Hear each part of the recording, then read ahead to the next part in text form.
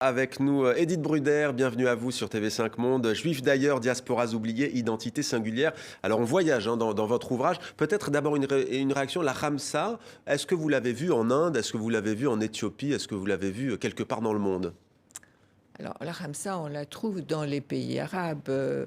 Non, la notion de mauvais œil est incarnée par les Juifs d'Éthiopie.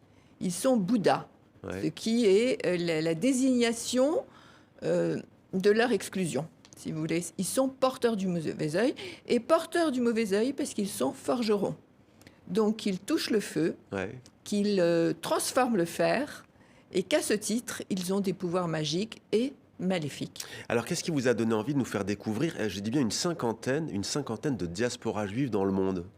La curiosité et le constat qu'en fait, on limite la judéité aux Ashkénazes et aux séfarades, et qu'il y a bien d'autres façons d'être juif en sortant de ce cadre-là. Ouais.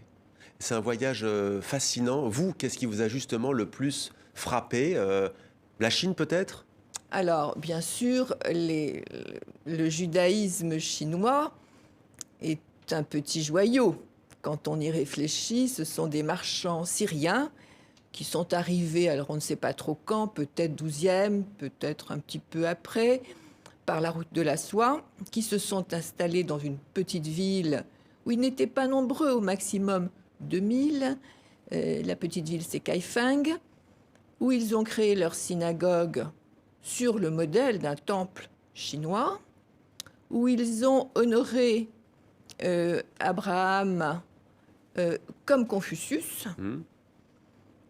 où ils brûlaient de l'encens pour honorer les morts. En fait, ils ont adapté, tout en conservant les traditions. Il y a des folios où on retrouve les textes bibliques en hébreu, avec leur traduction chinoise. Ouais. Alors la Chine, mais aussi les Caraïbes, le Kurdistan, l'Inde donc, les subbotniques de Russie, les Dunmecs, j'espère que je prononce bien, de Salonique. Quelle est leur singularité au fond à toutes ces communautés? Ils pratiquent le même culte, mais qu'est-ce qui les singularise selon vous? Bien, déjà, ils ont toutes les singularités des pays auxquels ils appartiennent. On ne peut pas comparer un juif chinois avec un juif hindou. Mais ce qui les réunit en quelque sorte, c'est le tronc commun, c'est cet attachement.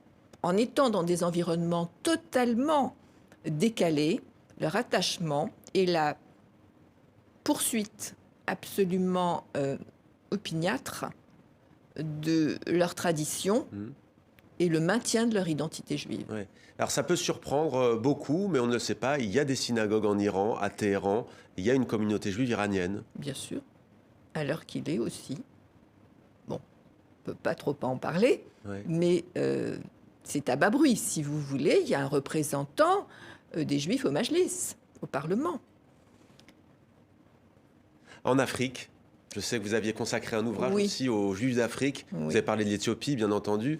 Les Falachas, oui. Enfin, qui n'aiment pas qu'on les appelle, vous le qui n'aiment savez pas qu'on sans les doute, appelle comme les ça. Bêta Israël. Oui, Ouais. oui. Quelle autre communauté en Afrique subsaharienne?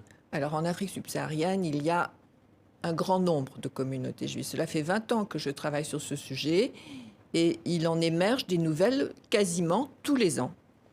Donc il y a les plus anciennes. La plus ancienne des communautés en dehors de l'Éthiopie, ce sont les Lamba d'Afrique du Sud et du Zimbabwe, qui dans les années 80 ont commencé à affirmer leur identité juive et qui poursuivent ce chemin dans des modes différents selon qu'il s'agisse du Zimbabwe ou de l'Afrique du Sud. Par exemple, on trouve des synagogues au Zimbabwe. Les Lamba d'Afrique du Sud tiennent à leurs racines juives, tiennent absolument à ce qu'elles soient reconnues, mais continuent à aller au temple le dimanche. Quand je leur ai demandé pourquoi, Ouais. ils m'ont dit que c'est parce que tout le monde y allait. Voilà.